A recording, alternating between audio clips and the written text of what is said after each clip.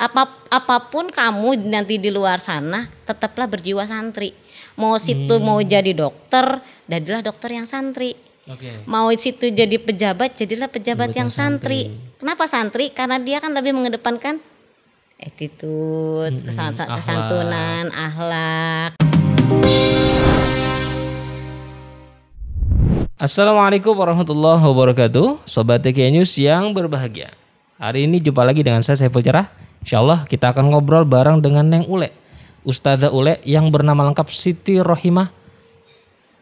Siti Rohimah dong ya? Udah, Siti Rohimah aja, jangan panjang-panjang, ntar lahir di kereta kita. Assalamualaikum Ustazah. Waalaikumsalam. Sehat nih? Alhamdulillah sehat. Dari mana tadi? Dari tadi di sini. Dari tadi. Dari rumah apa dari mana? Dari rumah. Dari rumah. Alhamdulillah. Keluarga sehat ya? Alhamdulillah sehat. Oke. Kita buka dulu dong ininya nih. Oke. Biar kelihatan. Kita kelihatan cantiknya ya. Iya, Masya Allah. Dulu kita belum ada beginiannya nih. Iya betul. Sekarang udah ada nih. Waktu itu kayaknya masih kosong nih, masih nggak ada apa-apa layarnya. Belum ada. Sekarang udah ada. Sekalinya kedua ada ginian nih. Berarti udah ada perubahan. Ada kemajuan memang luar biasa nih. Kemarin ada bocah tuh. Apaan? Ada bocah lagi makan apa itu namanya? Makan es. Terus? Saya lagi duduk. Mah. Itu mah jongkok. Malah kita lagi duduk. Mah jongkok apa? Itu mah jongkok BTS.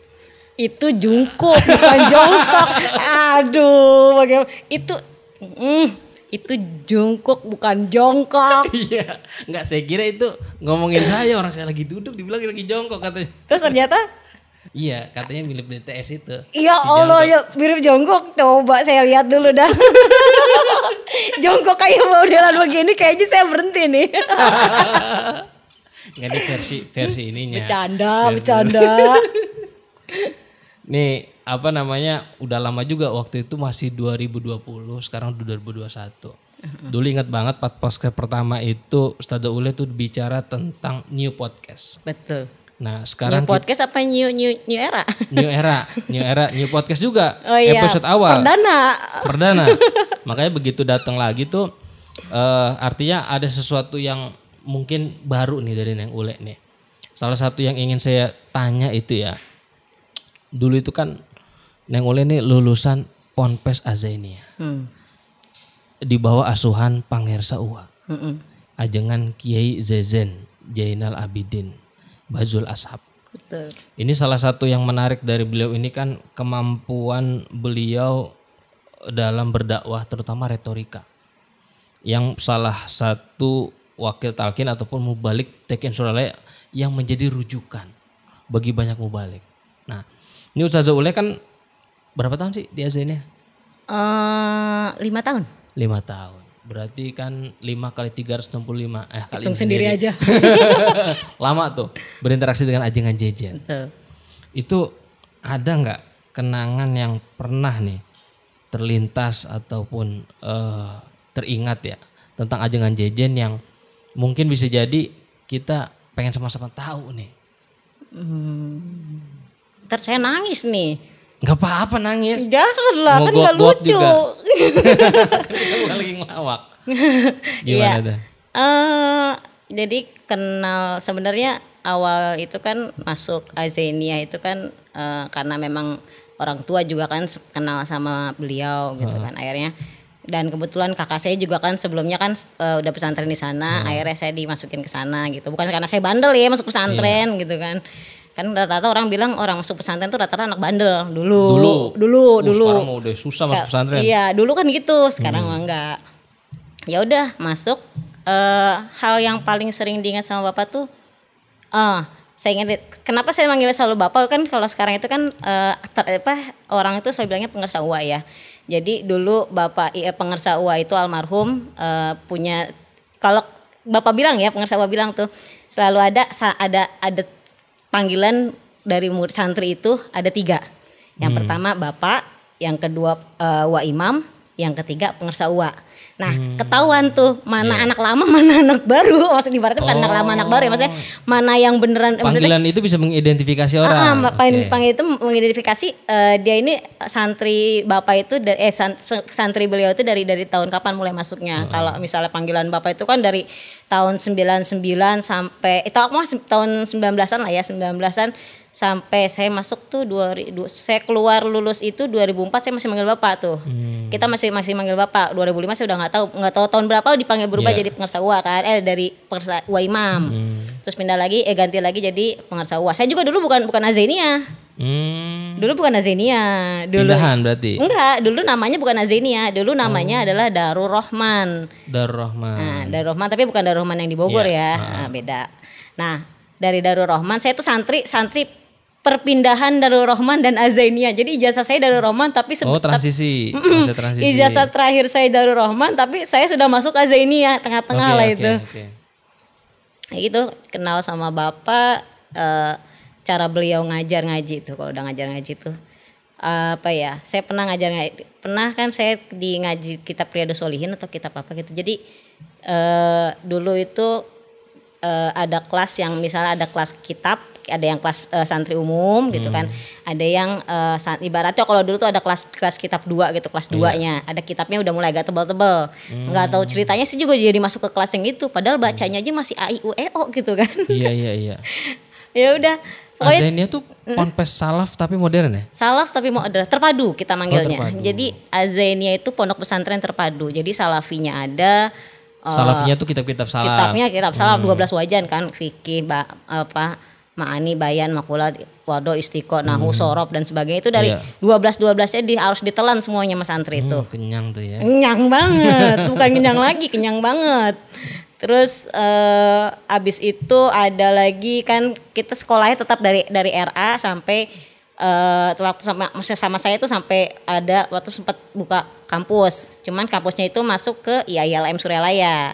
Oke. Nah, itu akhirnya ada kesini-sininya kan ada santri Riyadul Hikam Alfiah wal Hikam, ada itu yang kitab-kitab hikam kan, santrinya beda-beda lagi gitu. Oh, jadi ada santri yang memang khusus mondok, asrama, ada juga santri apa istilahnya? Santri luar. Kita dulu manggil dulu ya, kalau nggak salah, kalau sekarang nggak tahu ya. Kalau dulu kan dulu ada santri kobong, ada santri kobong, ada santri luar. Kita nyebutnya santri luar. Santri luar itu memang masyarakat, anak-anak masyarakat. Enggak, tetap sekolah. Oh, tetap sekolah. Jadi itu santri luar itu anak-anak yang sekolahan, yang SMP. Cuman dia kagak nginep. Itu dia anak sekolahan doang, kagak ngikut. Kok jadi bahasa Betawi ya kita. apa namanya dari itu dulu Ajengan Jajan tuh ngajar langsung ya? Dulu kitab-kitab tuh semua dipegang maksudnya?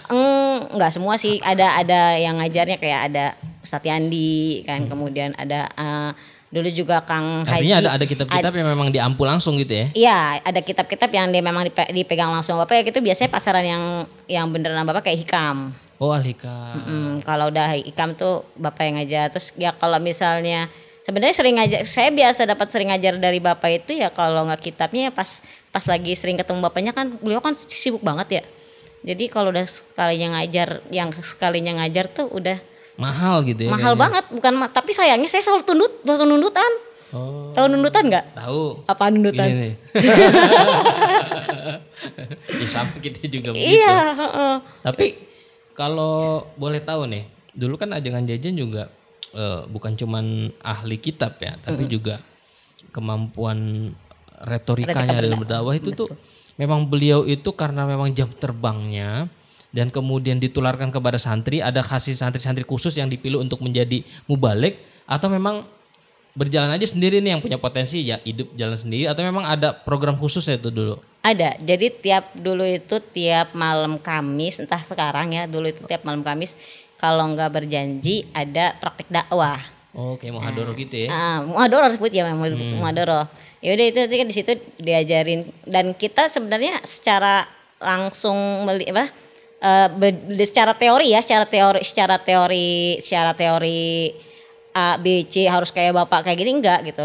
Cuman ya kita melihat beliau yang penting beliau tuh selalu ngajarkan bahasa kita harus santun gitu kan. Itu prinsip-prinsip. Iya, bahasanya harus santun, kemudian harus merangkul, jangan berpihak, tetap apa namanya jihad di sini bukan jihad berperang tapi benar-benar karena kita punya pedoman dari Bapak itu kan berilmu tinggi, ilmu tinggi, akhlak sufi, mampu hidup mandiri. Cakep. Nah ini 3 pedoman yang selalu Bapak ingat, selalu. Kok saya jadi Bapak nggak apa-apa ya? Nggak apa-apa. Udah biasa Bapak almarhum.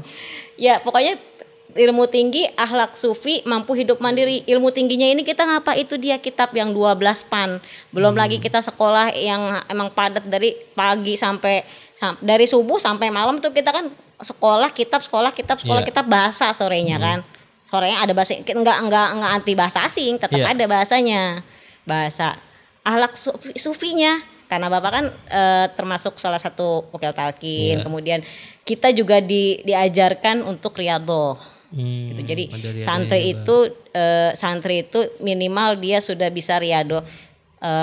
Riyadhahnya banyak gitu. Jadi amalan riyadhah pertama bismillah, Al-Fatihah, Al-Ikhlas, terus ya. Itu tiap jenjang siswa tuh beda-beda ya ininya ya. Tiap individu dia maunya dia individu. Jadi kalau mau riyadhah ijazah siapa gitu sok ya ijazah. Terus kadang-kadang kalau habis subuh suka Bapak kadang suka kuliah subuh gitu kan. Terus atau tiba-tiba ijazah wiridan apa gitu nanti diamalin. Emang karena itu belajar sufinya itu kan kita belajar riyadhah, dari kita belajar puasa riyadhah itu kan kita belajar untuk menahan emosi sendiri, menahan jadi diri sendiri. Ilmunya digembleng, dicekokin tuh 12 fan ilmu tadi. Betul. Sekaligus riyadhahnya juga dicecer, dipaksa lah supaya santri terbiasa. Sekaligus tadi kalau kemandirinya gimana tuh? Hidup mandirinya itu kita ada jihad. Tahu jihad? Jihadnya apa coba? Apa? Nyangkul. Angkut tanah. Dilatih tuh santri semua? Semuanya. Santri nggak ada putra, nggak ada putri. Pokoknya putri nyangkul? Enggak, putri ngangkut tanahnya. Kirain putri nyangkul. Yang putri nyangkul, yang putri angkutin tanahnya, kadang angkutin batu gitu kan. Berapa hektar tuh ya Azania tuh ya? Itu Azania itu dari sayap zaman masih kobong, masih bilik. Masih ya Allah, kalau dibilang anak zaman sekarang mah banyak ruangan uka-uka kali ya, maksudnya ibarat kalau anak sekarang bahas anak sekarang gitu ya. Bisnis horor gitu. Betul. Bener, kadang-kadang suka ada gitu ya. Jin buang anak. Kagak gitu juga. Ya udah. Karena di situ itu dari Azania yang tadinya cuman bilik sampai sekarang mungkin Ustadz Tepo udah pernah ke Azania yang sekarang? Belum. Berangkatlah ke Azania sekarang sama lihat Azania yang dulu itu akan bengong. Kenapa? Karena itu hasil santri. Masih santri yang bangun? Santri semua. Masya Allah. Jadi betul-betul kemandirian itu bukan cuman teori ya? Bukan. Tapi justru langsung dipraktekin. Betul. Bapak itu paling greget gitu ya kalau sama santrinya tuh yang lelet. Jadi tuh kerjanya terus harus gesit gitu. Gesit. Jadi emang kalau itu pasti kalau ada Bapak tuh, "Ayo santri, ayo." Gitu. Jadi yang kita harus gesit, cepet, sigap gitu kan. Jadi apalagi kalau misalnya udah jadi salah satu santri itu udah jadi ajudannya Bapak gitu ya. Pak santri itu harus paham gerak matanya Bapak itu mau apa, terus digerak ininya Pak beliau mau apa tuh. Jadi harus benar-benar siap gitu kayak. Jadi Bapak apa aja ngasih kode apa gitu ya. Tapi itu udah tahu itu kodenya ini gitu loh. Harus benar-benar jadi benar-benar cerdas. Cerdasnya itu benar-benar dilatih gitu lah. Jadi makanya setelah lulus dari sana itu saya kan 5 tahun di sana ya, sanawiyah, aliyah itu kan di sana juga gitu kan. Kenangannya itu yang 1 tahunnya lagi kemana itu? Harus disebutin nggak di sini ya? Ntar ada disebutin nggak? Boleh nggak? Iya boleh sebutin. Boleh. Jadi saya juga sempet pesantren di sebutin nggak ya? Di salah satu pesantren. Enggak, iya salah satu pesantren, salah satu wakil talqin yang sekarang bukan jadi wakil talqin. Oh, oke. Nggak usah saya sebutin kan, paham? Nggak usah. Paham ya? Ngerti. Ya udah itu. Jadi sebelum ke Azania saya tuh ke sana dulu. Saya di sana dulu, tapi di sana juga saya bukan ninabah. Saya santri biasa gitu, santri biasa. Abis dari sana karena kejauhan gitu kan, jarak Jakarta sama itu kejauhan, akhirnya ayah saya gitu memindahkan saya ke Azaini ke Darul Rahman karena ada kakak juga di sana, jadi biar ngontrolnya lebih enak. Lebih enak karena satu inian ya. Betul gitu. Ya udah kita balik lagi ya, tadi balik lagi. Pokoknya 5 tahun di sana gitu kan, yang tadinya saya nggak bisa apa, yang tadinya saya manja, yang tadinya saya apa, pokoknya berubah tuh ya, bentuk karakter ya. Iya, kebentuk gitu, bentuk yang sigapnya, terus yang apa hatinya tuh yang nggak boleh lewat lah ibaratnya. Tapi yang menarik ini loh, ajaran ajengan Jejen tuh yang jihad. Nah itu dia jihad. Jihad Bapak itu kan bukan jihad ngangkat parang, ngangkat senjata. Tapi jihad di sini adalah itu dia berilmu tinggi. Gimana dengan santri yang sudah punya ilmu melawan tinggi? Melawan kebodohan ya. Dia harus bisa masuk, ibaratnya saya selalu ingat pesan Bapak itu, jadilah apapun kamu nanti di luar sana, tetaplah berjiwa santri. Mau situ mau jadi dokter, jadilah dokter yang santri. Mau situ jadi pejabat, jadilah pejabat yang santri. Kenapa santri? Karena dia kan lebih mengedepankan attitude, kesantunan, akhlak gitu kan. Punya jiwa jihad. Betul, jiwa jihadnya di situ ya udah. Jadi jihad itu ya bukan kita langsung kayak Allahu Akbar itu kan gitu. Bukan makna sempit ya. Iya, bukan makna sempit. Tapi jihad di wilayah pengabdiannya masing-masing. Iya, jihad di wilayah pengabdian masing-masing dan tidak cuma ngomong tapi gerak. Jadi kita jadi gini loh, ibarat gini, kalau kamu jadi santri, jangan mau jadi santri yang rebutan mic. Paham nggak? Yeah. Santri rebutan mic. Tapi jadilah santri yang ngegerakin masyarakat. Iya. Nah itu kita itu kalimatnya gitu ya, jangan rebutan mic. Ya kan ibaratnya kayak kalau kadama santri kan biasanya kan ya maksudnya pas aja gitu ngobrol. Ibaratnya jangan rebutan mic, jangan cuman nyari kalau bahasa kita sekarang nyari panggung gitu lah ya, bahasa anak sekarang nyari panggung. Tapi lebih baik lihat sesuatu yang belum pernah dijamah sama orang, dikerjain sama orang. Begitu ngeliat masjid baru, wah ada lahan baru nih gitu ya. Ya bukan masjid yang dilihat. Ini masyarakatnya bangun sholat subuh berjamaah apa enggak, gimana bisa. Ibaratnya gini, kita di wilayah kita sendiri dididik, bisa enggak kamu di wilayah kamu itu tadinya nggak ada sholat awal waktu. Itu kalimatnya bagus loh, menggerakkan masyarakat. Iya, emang kita tuh dididik menggerakkan masyarakat. Makanya itu jihad di situ kan menggerakkan masyarakat. Buat apa? Buat bisa ibadahnya yang kuat gitu kan. Diajar, kalau emang bisa diajar puasa, belajar puasanya yang bisa. Kita punya ilmu bisa kita mengajarkan, akhirnya mereka juga bisa mengajarkan lagi. Jadi kita tuh dididik bukan untuk bangun sendiri, tapi dididik untuk masyarakat juga. Jadi itu tertanam dari saya sampai saya lulus juga, akhirnya saya nggak mau banyak ngomong, tapi mendingan ada apa aja yang dikerjain gitu ya, mengutin sampah gitu, mengutin sampah juga udah ibadah gitu loh. Jadi nggak perlu lah situ kan lulusan pesantren harusnya kan ceramah A sini ceramah B. Saya nggak mikir, gue masuk lulus dari Azania, gue nggak usah lulus dari Azania bukan berarti gue harus megang. Itu memang sebenarnya harus ya, maksudnya kita punya ibadah, punya ceramah, cuman kita punya cara masing-masing aja gitu. Kalau akhirnya saya bilang saya punya cara masing-masing untuk walaupun dalam kecil gitu ya, walaupun kecil untuk bisa berdakwah gitu loh. Apa aja ya dari sikap kita gitu, misalnya kita kuat di riyadoh misalnya, kuat di riyadoh ya udah kerjain riyadoh, nanti kan orang ngelihat ini orang kok rajin artinya puasa gitu punya kan. kontribusi lah. Artinya gitu. punya Nggak kontribusi. sekedar misalnya saya ini ngambil jenjang pendidikan buat diri saya, buat saya supaya ini itu enggak. Bukan. Justru ajengan Jejen itu kamu berilmu tinggi, berakhlak sufi, kemandirian itu untuk masyarakat, untuk umat di situ. Untuk agama, untuk agama. Umat. Betul.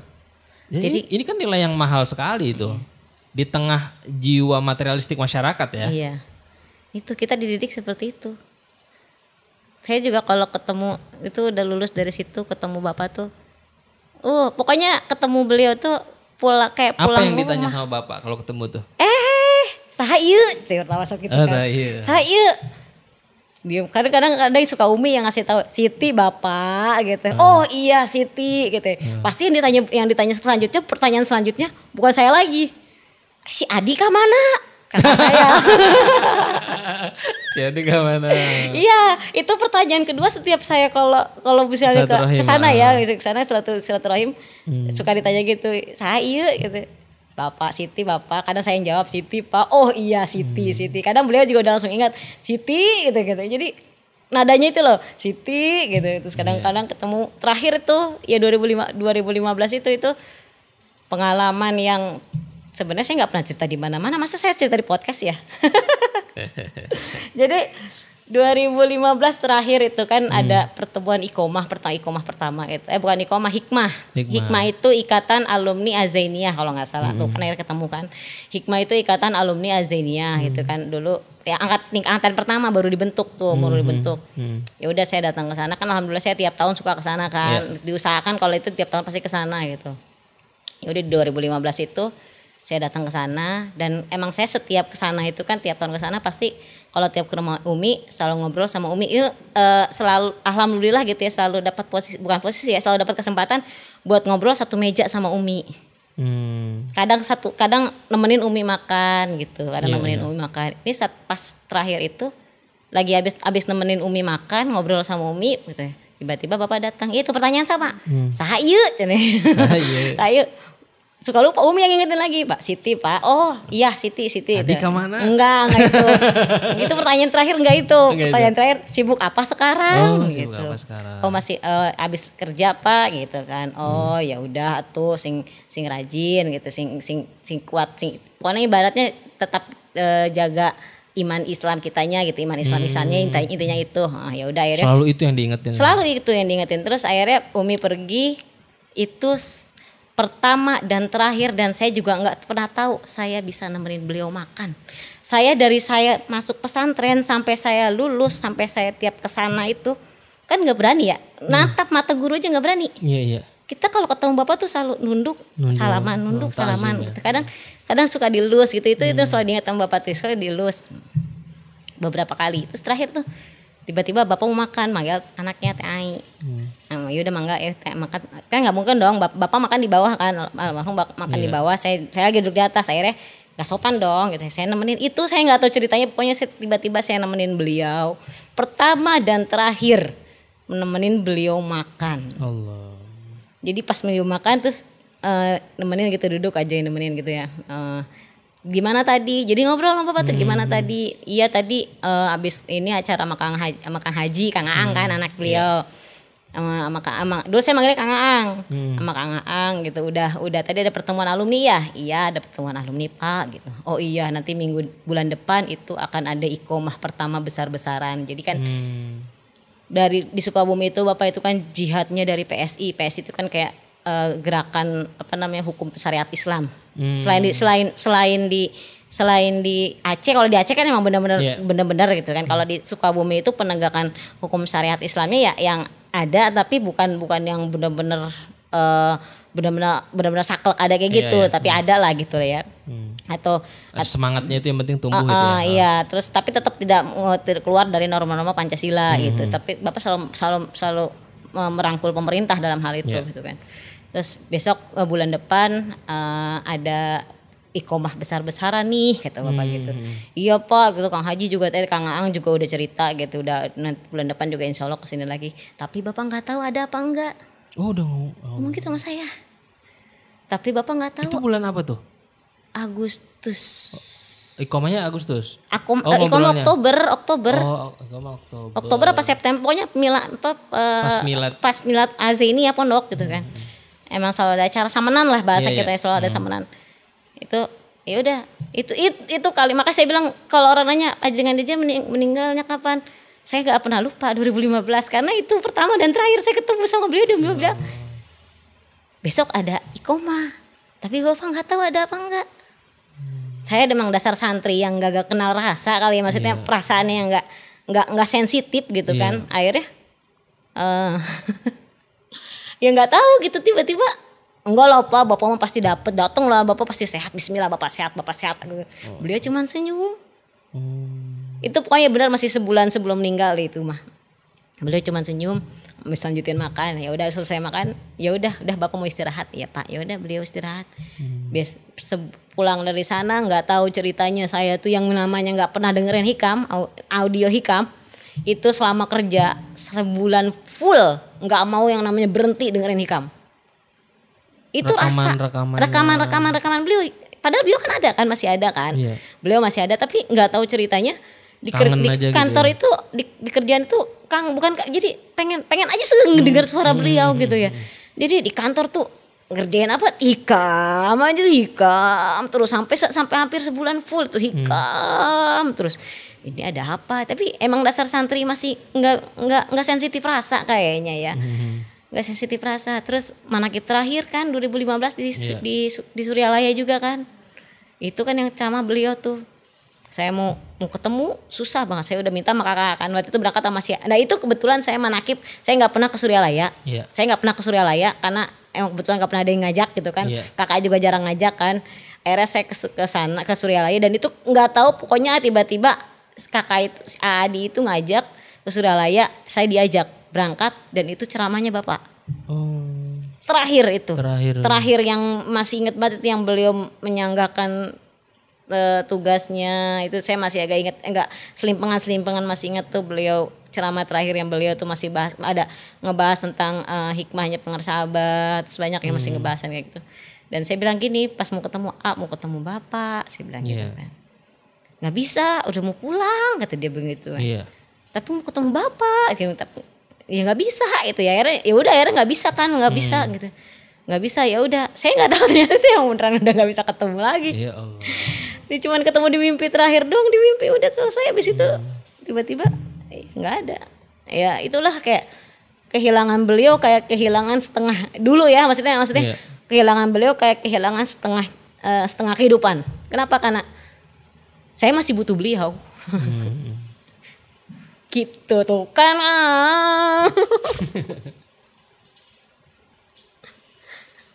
Ya emang kangen ya kalau kita ngomongin guru tuh kangen, rindu gitu kan, kita bisa. Karena biar gimana pun kan kita yang sekarang itu kan nggak bisa lepas dari pengaruh guru-guru kita. Ya itu makanya apa ya?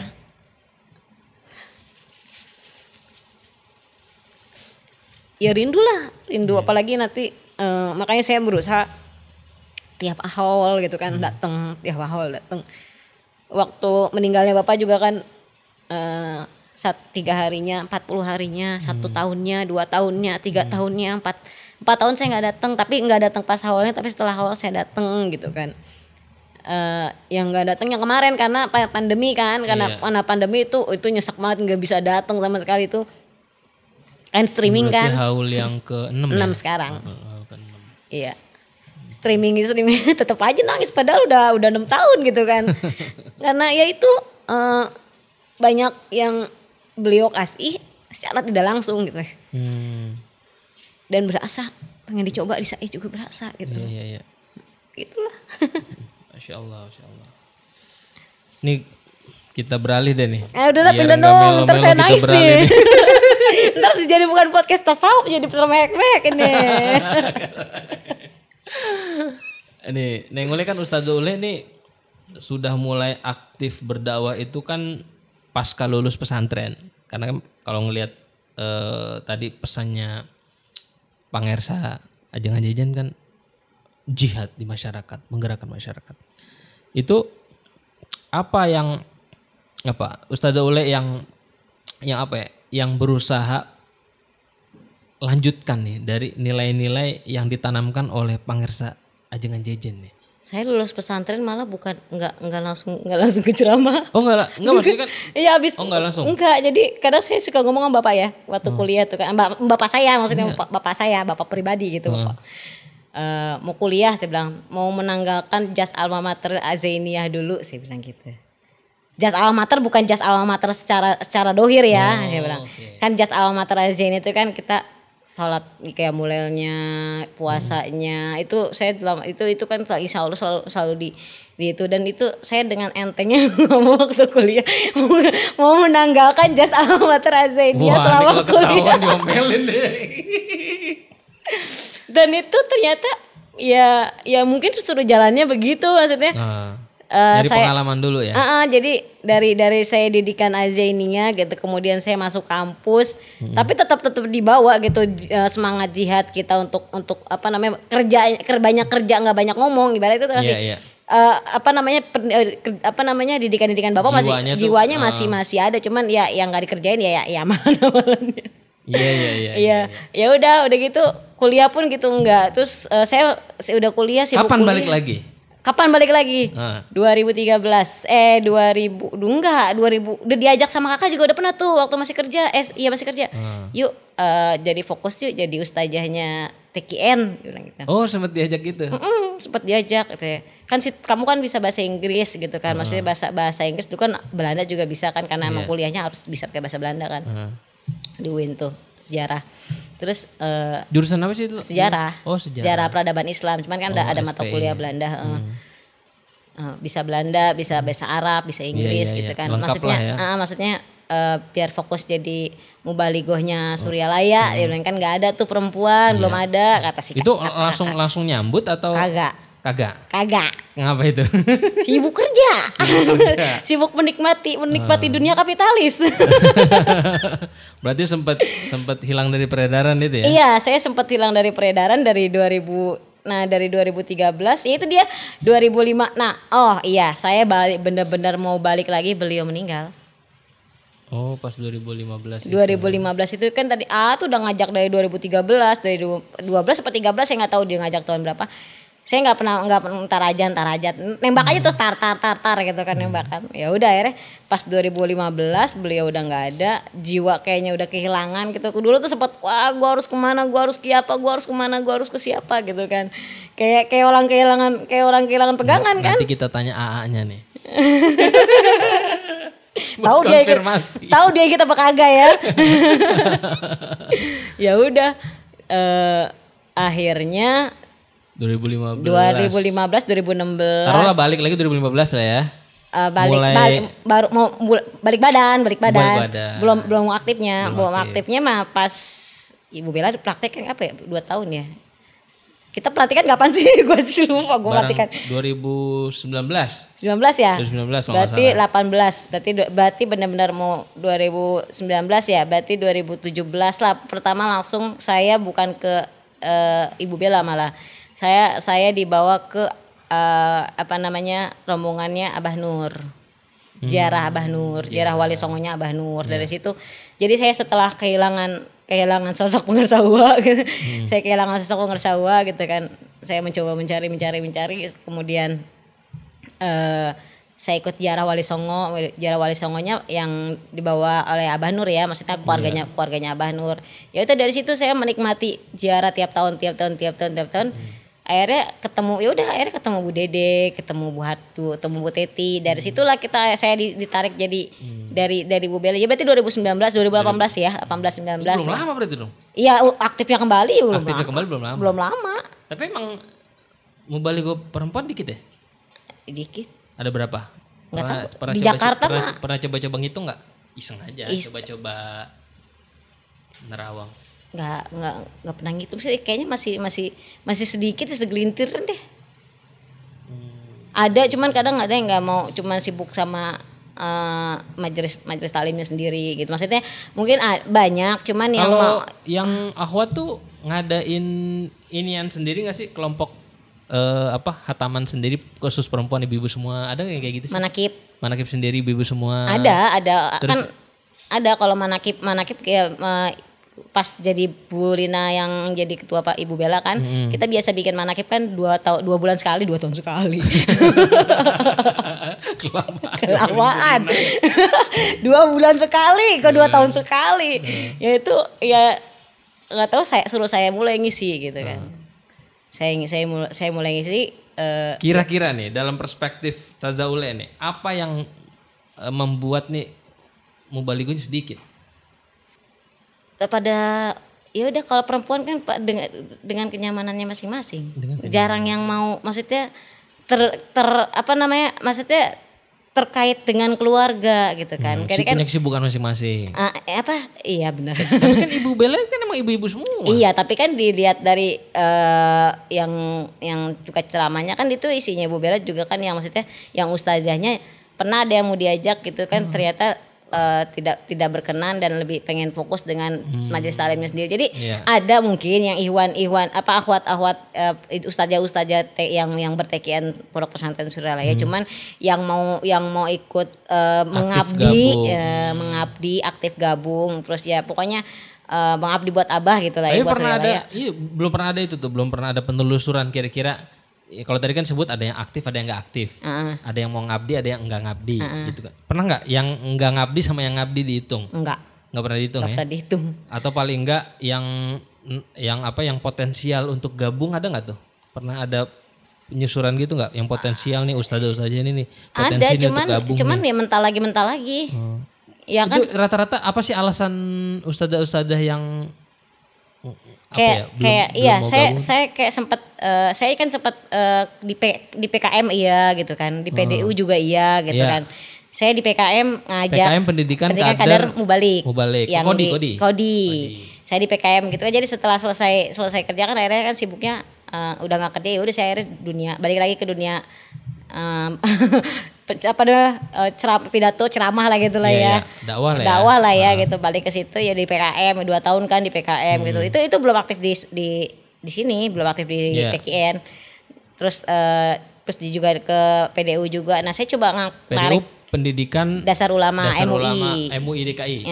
MUI DKI Jakarta Timur. Jakarta Timur ya. Oh iya, PDU. Kalau provinsi PKU. Kalau provinsi PKU Pendidikan gitu. Kader Ulama ya. Pendidikan kader tingkat keduanya kan, tingkat kedua setelah PDU gitu kan. Lanjutannya ya kalau PKU. Lanjutannya kan kalau PKM kan ada PKM lanjutan. Nah, kalau PKM setelah PKM kedua itu kan PKM lanjutan. Kalau PDU kan PKU gitu. Kemarin sih kagak daftar di PKU. Pandemi kan, jadi udah enggak mau bentar aja deh gitu. Mau daftarnya nggak tahu kapan. Itu pernah nyoba ngajak-ngajak? Sudah di PKM pun sudah. Jadi sempat ada teman-teman PKM. Maksud saya juga saya pengen ngajak teman-teman cewek-ceweknya yang dunia sama dengan dunia ceramah, dunia skill yang sefrekuensi lah ya gitu, dengan ceramah gitu kan, dengan dakwah. Ada yang sudah saya tarik ke sini gitu kan, mental. Kemudian ada yang sudah dari PDU juga ada. Sebenarnya kita juga punya kayak seorang ustazah yang dia sebenarnya sudah lama berTKN, tapi dia udah nggak mau balik gitu. Jadi ya udahlah gitulah. Maksudnya itu saya coba tarik lagi tahun terakhir Jarah 2019. Saya tarik lagi 2019 mental lagi. Jadi emang kalau yang namanya berkhidmah di dunia tasawuf itu kan kita tidak bisa, bukan kita yang memilih, walaupun seberusaha apapun kita untuk menarik orang, kalau memang bukan takdirnya dan bukan jodoh atau bukan ridho dan izinnya dari guru kan nggak bisa. Mental lagi gitu kan. Ya udah, saya coba ngajak juga, sempat saya ajak ziarah, sempat diajak kursus tasawuf juga gitu kan. Sempat diajak ke beberapa kegiatan. Ternyata mental lagi gitu, nggak mau gitu kan. Ya udah gitu. Terus ada yang kadang-kadang ada yang mungkin ada yang terganggu dengan kok pola dikir kita yang berbeda gitu. Oke. Itu mungkin bahasan yang lain gitu kan, jangan bahasan saya gitu. Ya pola dikir kita yang kalau sudah menikmati kan gitu. Ya, nanti kita bahas sama narasumber yang berbeda. Iya, itu bahas itu bukan bahasan saya itu. Oke. Gitu. Berarti Ibu Bella Jakarta ini mulai aktif 2019, sekarang jadi humas. Sekarang saya tiga rangkap. Apa tuh humas? Saya sebenarnya jabatan saya bukan di humas, bidang keorganisasian. Bidang keorganisasian merangkap humas, merangkap amalia. Masya Allah. Berarti ini kan bisa dibilang minim kader. Iya. Kadernya masih minim. Betul. Gitu. Mudah-mudahan nih harapan apa nih? Harapannya sih sebenarnya ya kayak generasi anak-anaknya dari para ikhwan deh, maksudnya yang kayak yang paling gampang sebenarnya itu ya. Iya, paling gampang sebenarnya itu kayak karena ada ikatan emosional kan. Betul, kalau kita narik sama orang luar, maksudnya orang luar yang baru ya cuman dapat kenal mental lagi, kayak ibarat mereka cuma mau tahu doang gitu loh. Kalau kalau dari anak dari Pak Iwan kan kayak misalnya Budian sudah saya senang tuh Budian udah ada Yasmin, nah kan bilang, dan Yasmin pun sudah bilang Yasmin mau jadi Ibu Bella, nah kan udah punya generasi tuh, regenerasinya sudah ada gitu kan. Atau mungkin nanti anaknya Kang Idan tuh Amel gitu kan, terus anaknya Kang Gusrip gitu kan, Dea. Kader nggak pernah mati ya. Kader sebenarnya tumbuh terus. Iya, cuman bagaimana memaintain, bagaimana sebenarnya ya bagaimana kalau kita bersangkutan dengan anak-anak daripada Iwan atau Ahwat kan, itu kan bagaimana keluarganya mereka mendidiknya dong. Kita kan nggak bisa ikut campur, kecuali mereka sudah menyodorkan gitu, bukan nyodorin ya, emang makanan disodorin ya. Makanan sudah, ayo gabung sini, dia mau dan gabung, ya udah kan tinggal enak, maksudnya dikasih ruang, diarahkan dan dikasih ruang. Kan IBJ ini kan salah satu ruang untuk berhikmah. Iya betul. Gitu, secara organisasi dibanding kita berhikmah sendirian. Betul. Lebih enak kan bareng-bareng. Sendirian kelihatan capeknya, gerasa capeknya. Kalau organisasi kan masing-masing nih potensinya apa, potensinya saling saling backup satu sama lain. Itu dia, makanya saya sih berharapnya, karena kita memang benar tahu kita itu kader kurang minim ahwatnya kurang untuk di dakwahnya gitu loh. Ya, padahal kan kalau kita lihat dari segi potensi gitu ya. Iya, banyak sebenarnya. Banyak ya. Coba LDTKN bikin bukan, jangan bikin tandingan kayak PKM kayak PDU. Saya pengennya malah coba LDTKN entah bagian pusat atau Jakarta bikin program seperti PDU. Mungkin Kang Ep juga kan dari PKM kan, maksudnya kan enggak, saya bukan PKM. PKM apa PDU ya pokoknya. Oke, apa? Enggak, saya enggak pernah ikut. Oh, enggak, saya pikir bukannya PKM. Bukan. Oh, saya miskomunikasi berarti ya. Saya pikir alumni PKM. Bukan. Oh. Iya, maksud saya gitu, kayak bikin lembaga pendidikan, lembaga pengkaderan untuk dakwah gitu. Jadi kan enak kalau kita sudah punya lembaga sendiri gitu kan, masukin anak-anak aja juga masukin, terus secara ngajarnya juga kan banyak, ustadz-ustadznya banyak gitu kan. Jadi tenaga pengajar banyak, kan yang S1, S2, S3 S-nong apa lagi juga. Banyak gitu, maksudnya kita secara SDM banyak gitu loh, secara SDM banyak, tinggal dibikin sistemnya aja, tinggal dibikin programnya aja. Kalau saya sih sebenarnya maunya coba adain gitu kayak PDU PKM versi TKN gitu. Saya sih pengennya kayak gitu. Mungkin nanti Kang Ustadz Andri nih, yang isinya itu bukan cuma tasawuf berarti kalau gitu kan. Iya, visinya bukan cuma tasawuf. Visinya global, tapi misinya tetap tasawuf. Iya, oke. Ya. Visinya global, misinya tasawuf gitu. Iya. Itu harapannya.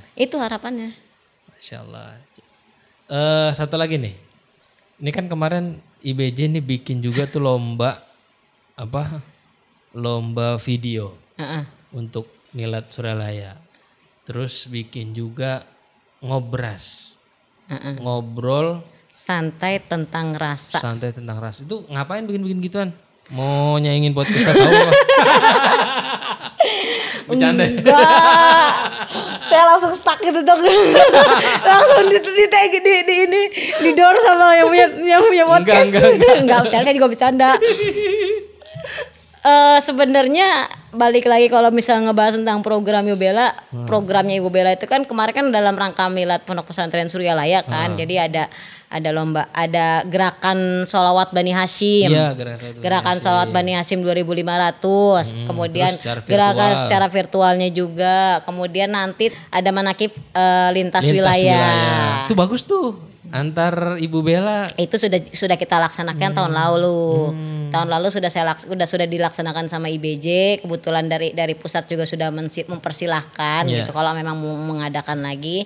Ya akhirnya tahun ini saya bilang lagi aja, ayo kita bikin lagi aja lintas wilayah. Saya bilang gitu. Ya oke, kan kita kan susah ketemu kan di perwilayah kan. Ya sudah, akhirnya ya udah saya garap, saya bikin, saya hubungi, dibantu sama sama tim gitu kan, ngehubungin wilayah. Kemudian kebetulan penceramahnya juga salah satu anaknya pengarsa UA. Iya benar. Gitu. gitu. Karena kenapa anak pekerja sawah? Karena saya punya kedekatan emosional sama keluarga dia Sukabumi gitu. Jadi saya mau minta tolongnya enak ngisinya gitu. Maksudnya beliau yang di Sukabumi juga udah kenal saya gitu kan. Saya juga sudah merasa saya adalah punya kakak-kakak di sana gitu kan. Kakak-kakak pendidikan guru lah mereka semua. Yang ngajarin saya ngaji itu kan Teh Jaki gitu kan.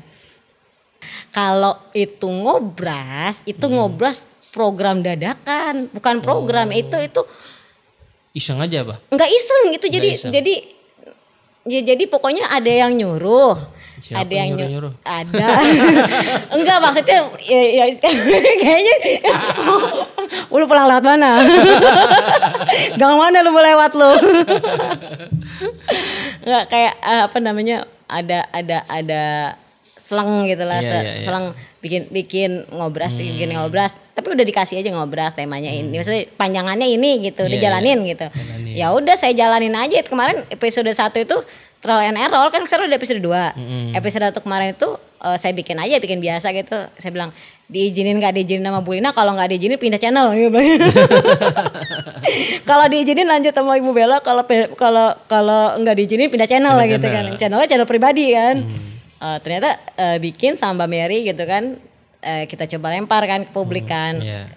Bu Lina respon, kaget juga beliau tuh. Wah kok ini nggak bilang dulu, nggak diskusi dulu. Ya Bu, orang serba dadakan ini juga. Datangnya malam, paginya saya nembak Mbak Mary, besoknya saya syuting gitu. Ini emang begitu. Malam, paginya saya hubungin Mbak Mary, oke. Terus besoknya syuting, langsung besok lagi tayang gitu. Jadi emang tek jalan begitu aja. Yang penting jalan dulu aja. Yang penting izinnya dapat apa enggak gitu kan. Kalau enggak boleh tinggal ditarik. Kalau enggak tinggal dipindahin gitu. Konsepnya tinggal dirubah dikit gitu kan. Yang penting ada yang nyuruh dijalanin gitu kan. Ya udah, episode 1 oke. Terus episode 2 kemarin karena nyambut Suryalaya, terus saya juga kepo dengan behind the scriptnya. Saya bingung judulnya apa ya, behind. Judulnya BTS aja.